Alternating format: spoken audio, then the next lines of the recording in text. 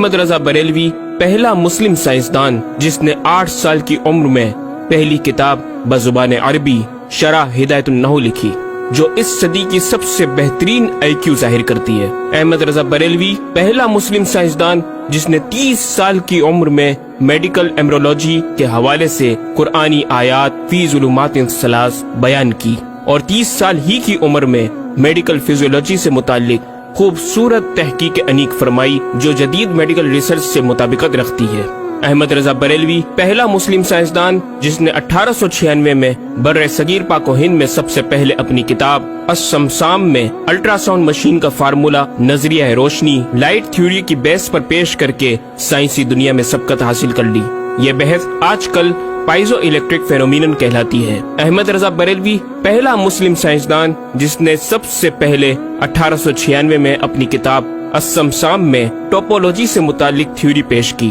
بعد میں 1905 میں اپنی کتاب الدولۃ المکیہ میں گفتگو کر کے سبقت حاصل کر لی، جبکہ یہ علم پاک و ہند میں 1968 میں متعارف ہوا۔ احمد رضا بریلوی پہلا مسلم سائنسدان و طبیب جس نے جذام لیپروسی سے متعلق 1908 میں 32 صفحات پر مشتمل اپنی تصنیف الحق المشتلا تحریر فرما کر اسلامی نظریہ غیر متعدی نون کمیونیکیبل پیش کر کے اسلام کی برتری سپریمیسی آف اسلام کو ثابت کیا، جس کی تائید آج کی میڈیکل سائنس نے بھی کر دی۔ احمد رضا بریلوی پہلا مسلم سائنسدان و طبیب جس نے طاعون پلیگ بیماری سے متعلق اپنی تصنیف مقامع الحدید میں اسلامی تحقیق کی ایسی وضاحت فرمائی جسے میڈیکل سائنس خراج تحسین پیش کرتی ہے۔ احمد رضا بریلوی پہلا مسلم سائنسدان جس نے صوتیات ساؤنڈ سے متعلق ماڈرن کمیونیکیشن سسٹم کے بنیادی اصول پر فکری بحث کو تجربات سے ثابت کیا، اور 1909 میں اپنی تصنیف الکشف الشافیہ گراموفون پر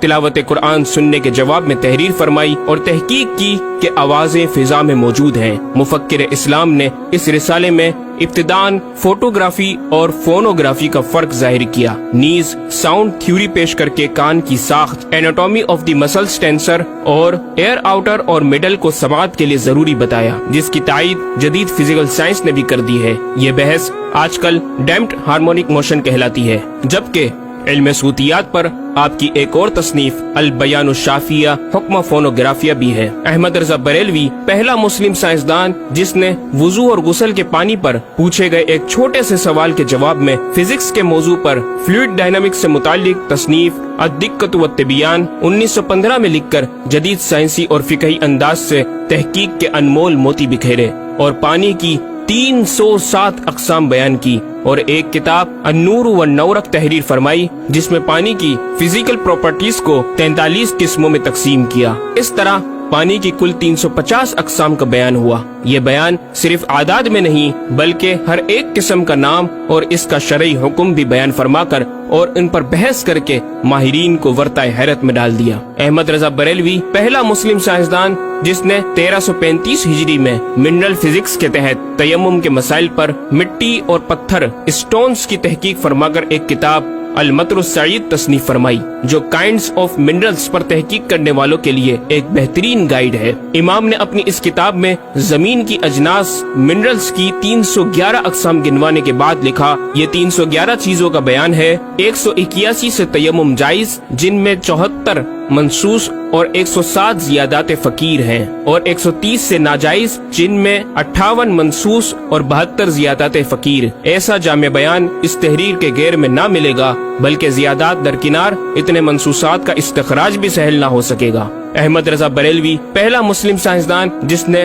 سب سے پہلے 1919 میں ایٹمی پروگرام کا قرآنی تصور ومزقناہم کل ممزق اور ہم نے اسے پارا پارا کر دیا سے استنباط کر کے اپنی کتاب الکلمۃ الملہمہ میں نظریہ ایٹم بیان کیا، اور جے تھامس کے نظریات کی تائید کی اور دلائل عقلیہ سے پہلے آیات قرآنیہ پیش کی، اور امریکہ میں جوہری توانائی کے کام کا آغاز کرنے والے پروفیسر البرٹ آئنسٹائن اور لندن کی ملکہ این سے سر کا خطاب پانے والے مشہور سائنسدان نیوٹن کے خیالات کا 5 دلیلوں سے رد کیا، اور اپنی تحقیق میں ایٹمی نظریے سے متعلق طویل گفتگو کی، اور غلبہ اسلام کی حقانیت کو ثابت کر کے مفکروں مدبروں کو دعوت فکر دی۔ احمد رضا بریلوی پہلا مسلم سائنسدان جس نے زمین کے ساکن ہونے کے حوالے سے 1919 میں 4 فکر انگیز کتب تحریر فرمائی اور 115 دلائل سے یہ ثابت کیا کہ زمین ساکن ہے اور سورج سمیت تمام سیارے اس کے ارد گرد گھوم رہے ہیں۔ احمد رضا بریلوی